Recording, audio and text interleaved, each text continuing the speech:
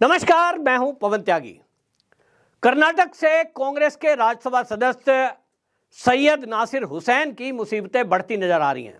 असल में इन्होंने जिस दिन राज्यसभा में चुनाव हुआ था राज्यसभा का और इन्होंने जो है सदस्यता हासिल की थी, उसी दिन जो विधानसभा है उसके सौंध में वहां गलियारे में पाकिस्तान जिंदाबाद के नारे लगाए गए। उस नारों को लेकर के पहले तो कांग्रेस डिनायल मूड पर रही। उनकी जो टीम बी है यानी मोहम्मद जुबैर जैसे लोग वो पक्ष में उतरे और कह रहे हैं कि जी किसी ने भी पाकिस्तान जिंदाबाद के नारे नहीं लगाए, ये तो जो है नासिर साहब जिंदाबाद बोल रहे थे। लेकिन मामला पुलिस के संज्ञान में आया। भारतीय जनता पार्टी ने इसको लेकर एफआईआर दर्ज कराई, 3 लोगों की गिरफ्तारी हुई और जो वीडियो था उसकी जांच के लिए बाकायदा कर्नाटक के गृह मंत्री ने उसको लैब में भेजा। तो एफएसएल लैब की रिपोर्ट जब आई तो उसमें कंफर्म हो गया कि वहां जो व्यक्ति थे उन्होंने पाकिस्तान जिंदाबाद के नारे लगाए। अब यह सिद्ध हो गया। जब यह सिद्ध हो गया तो इसको लेकर भारतीय जनता पार्टी एक बार फिर आक्रामक है और बीजेपी का कहना है कि क्योंकि कार्यक्रम में बाकायदा विधानसभा में पाकिस्तान जिंदाबाद के नारे लगाने वाले कौन थे यह जांच के बाद पता लगेगा। पुलिस ने एफआईआर दर्ज की है, 3 लोगों को गिरफ्तार किया है, लेकिन अभी पता लगाना बाकी है कि क्या किन्हीं और लोगों ने भी इस तरह के नारे लगाए। ये जो समर्थक थे, क्या इन्होंने नासिर हुसैन के कहने से ये किया? जब तक ये सारा मामला क्लियर ना हो जाए, भारतीय जनता पार्टी ने बाकायदा पत्र लिखकर उपराष्ट्रपति जगदीप धनखड़ से प्रार्थना की है कि इनको सांसद की शपथ न दिलाई जाए। राज्यसभा सांसद बनने हैं, शपथ होनी है, इसको लेकर एप्लीकेशन लिखी गई है।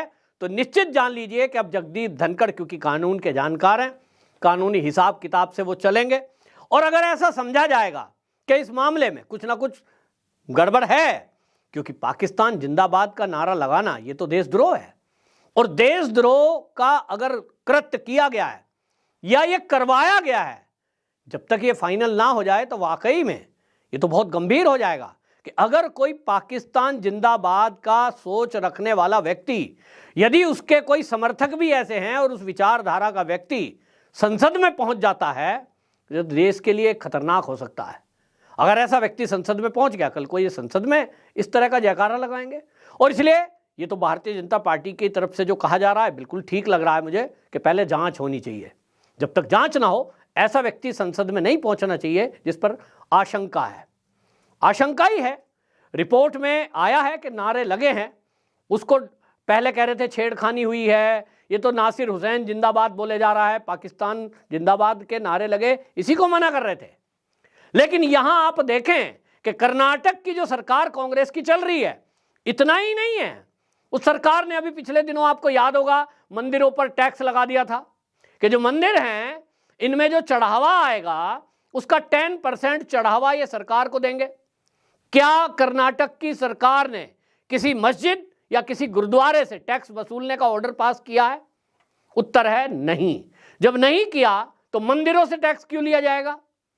क्योंकि उनको कहीं ना कहीं हिंदुओं को नीचे दबाना है और मुस्लिमों का तुष्टीकरण करना है। और इसी के कारण आप देखिए ये खाली कांग्रेस का मुद्दा नहीं है, पूरा इंडिया अलायंस इस पर मौन है। भाई सबको कहना चाहिए कि यदि किसी कार्यक्रम में और विधानसभा के अंदर गलियारे में इस तरह के नारेबाजी हुई है, ये देश विरोधी है, किसी ने नहीं बोला। इनको लगता है कि नासिर हुसैन नाम है ना, यहां कोई रामलाल श्यामलाल इस तरह का कोई व्यक्ति होता और कुछ ऐसी बात लगती कि जो ऑब्जेक्शनल होती। भाई ये तो जय श्री राम के नारे से चिढ़ जाते हैं लोग, कहते साहब जय श्री राम का नारा क्यों लगा दिया। लेकिन आप पाकिस्तान की जिंदाबाद करेंगे, कार्यकर्ता उत्साह में आए, ये समझ में आता है। आप नेता की जय जयकार करें, ये समझ में आता है। आप कांग्रेस जिंदाबाद करें, राहुल गांधी जिंदाबाद करें, सोनिया गांधी जिंदाबाद करें, ये आजादी है। लेकिन जो हमारे देश का दुश्मन देश है उसका जयकारा करें, इसका मतलब तो आपकी विचारधारा क्या है? और ऐसा व्यक्ति संसद में पहुंचेगा तो खतरनाक हो सकता है कि नहीं? ये एक बात है। दूसरी बात, कांग्रेस की सरकार कर्नाटक की तो खास तौर पे कर्नाटक की सरकार ये वहां पर इसीलिए टारगेट की जा रही है भारतीय जनता पार्टी के द्वारा कि एक एक कदम हिंदू विरोधी हो रहा है। इनके बयान देख लीजिए, इनके नेताओं के बयान देखिए, वहाँ उदयनिधि स्टालिन का बयान आपने देखा ही है, किस तरह से भाषणबाजी करते हैं, सनातन की समाप्ति के लिए हमारा तो जन्म हुआ है। तो ये इस विचारधारा के लोगों को लेकर के अब जनता में जागरूकता है, और इसीलिए अब ये कहा जा रहा है कि जब तक कि ये फैसला ना हो जाए, इनको संसद में भेजना खतरनाक हो सकता है। इस मुद्दे को लेकर के हालांकि सोशल मीडिया पर एकदम इनको घेरा गया था, लेकिन राहुल गांधी की फोटो वायरल हुई और उस वीडियो में और फोटोओं में साफ साफ दिखाई दे रहा है कि जो राहुल गांधी है, इनकी जो भारत जोड़ो यात्रा है, उसमें वो जो व्यक्ति पाकिस्तान जिंदाबाद के जिन्होंने नारे लगाए, राहुल गांधी के लेफ्ट और राइट खड़े हैं, उनके फोटो वायरल हुए हैं। तो लोग सवाल पूछ रहे हैं कि राहुल गांधी भारत को जोड़ने निकले हैं या भारत को तोड़ने निकले हैं? राहुल गांधी की सभाओं में वो तोड़ने की बात ही क्यों करते हैं? जातिगत गणना कराने की बात हिंदुओं की वो क्यों करते हैं? वो क्यों ओबीसी की बातें कर रहे हैं? तो इसका मतलब तो राहुल गांधी इस देश में सत्ता में आने के लिए हिंदुओं को बांटना और षड्यंत्र करना और एक तरफ मुस्लिम तुष्टीकरण करना। इनको लगता है कि मुसलमानों की वोट अगर मिल जाए तो हिंदू तो मूर्ख है, वो जातियों में अगर बटेगा तो वोट वो हमें दे देगा, मुस्लिम वोट हमें एक मुश्त मिल जाए, हम सत्ता में आ जाएंगे। ताज्जुब की बात यह है कि लोकसभा चुनाव जब अब घोषित होने ही वाला है, जितनी भी विपक्षी पार्टियां हैं, सबको केवल एक ही भूख, एक ही प्यास है, मुस्लिम वोट। इनको हिंदू की वोट की भूख नहीं है, ना हिंदू की वोट की इनको चिंता है। इनको लगता है हिंदुओं की वोट लेने के लिए तो हम इस तरह से जो राहुल गांधी करते घूम रहे हैं ना, इस देश में आईएएस कितने दलित हैं, कितने ओबीसी इसमें जो है व्यापारी हैं। अरे भाई, आप क्या कहना चाहते हो? आप अगर ये कहना चाह रहे हो जनता के बीच में, राहुल गांधी जी, कि इस देश में एससी, एसटी, ओबीसी, आदिवासी, उनके हाल बुरे हैं, ना वो सरकारी नौकरी में कहीं ज्यादा हैं, ना वो जुडिशरी में ज्यादा हैं, ना वो आईएएस अधिकारी हैं, ना वो व्यापारी हैं, इसका मतलब बिल्कुल स्पष्ट है कि 2014 तक 65 साल राज किया कांग्रेस ने, आपने इस वर्ग को आगे बढ़ाया ही नहीं। आप 10 साल का हिसाब मोदी से मांग रहे हो, लेकिन 65 साल का हिसाब आप भूल रहे हो। और पॉलिटिक्स देखिए किस कदर होती है कि अगर 5 राज्यों के विधानसभा चुनाव होते हैं, अभी हुए ना 5 राज्यों के विधानसभा चुनाव में, अगर 2 राज्यों के विधानसभा चुनाव भारतीय जनता पार्टी सरकार बनाने में कामयाब नहीं होती है, तो क्या कहा जा रहा था? मोदी की हवा तो खत्म हो गई, अब तो मोदी मैजिक रहा ही नहीं, मोदी का असर तो खत्म हो गया। केवल 5 में से 2 राज्य में सरकार नहीं बनी तो मोदी का मैजिक खत्म किया जा रहा है, यह नैरेटिव चलाया जा रहा है। दूसरी तरफ, एक तरफ कांग्रेस का प्रमुख लीडर कौन है? राहुल गांधी।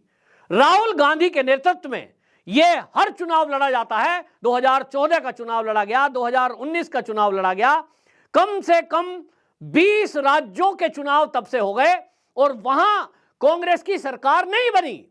ना 14 में बनी, ना 19 में बनी, ना कई राज्यों में बनी। मध्य प्रदेश हार गए, राजस्थान हार गए, छत्तीसगढ़ हार गए, और उसके बावजूद भी कोई कहने को तैयार नहीं है कि राहुल गांधी का जादू नहीं चल रहा है।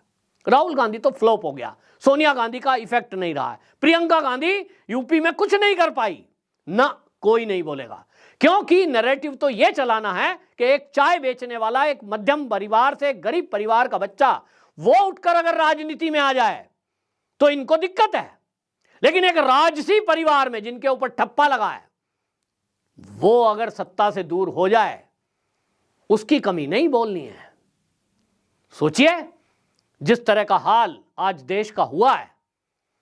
आज मेरे पास जो खबरें हैं वो तो ये हैं कि राहुल गांधी और प्रियंका गांधी वाड्रा, इन दोनों में आपस में वर्चस्व की लड़ाई हो रही है।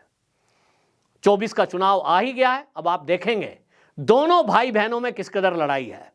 प्रियंका गांधी वाड्रा को, मेरे पास जिम्मेदारी से बता रहा हूं आपको, मेरे पास खबर है, प्रियंका गांधी वाड्रा को उस सीट से उतारने की कांग्रेस तैयारी कर रही है। उसी सीट से उतारा जाएगा जो सीट जीतने की कतई उम्मीद नहीं है, और राहुल गांधी ऐसी सुरक्षित सीट से लड़ेगा जहां से पक्का जीत हो जाए। इसीलिए पिछली बार वायनाड पहुंच गया वो।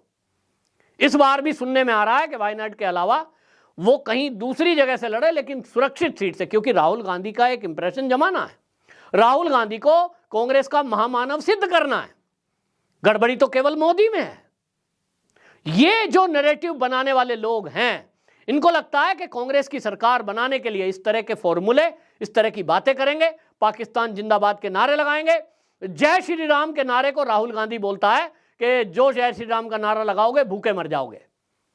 ये इनकी सोच है और इसीलिए ऐसे लोग संसद तक पहुंचने नहीं चाहिए, ऐसे लोग विधानसभा में भी नहीं पहुंचने चाहिए।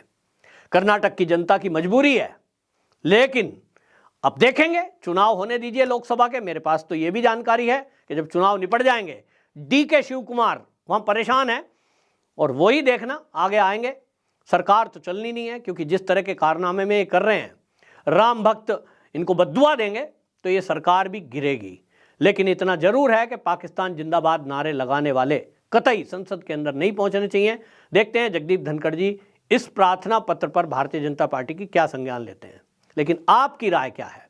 आपकी राय में क्या कहते हैं कि जो नासिर हुसैन है, इसको शपथ दिला देनी चाहिए, इसका नाम FIR में दर्ज करने के लिए भारतीय जनता पार्टी की मांग है, क्या इसका नाम भी FIR में दर्ज होना चाहिए? क्योंकि ये खुद मौके पर था और इसी के समर्थकों ने पाकिस्तान जिंदाबाद के नारे लगाए थे। तो आप क्या मानते हैं कि यह भी दोषी है? अपनी राय कमेंट में जरूर बताएं। वंदे मातरम।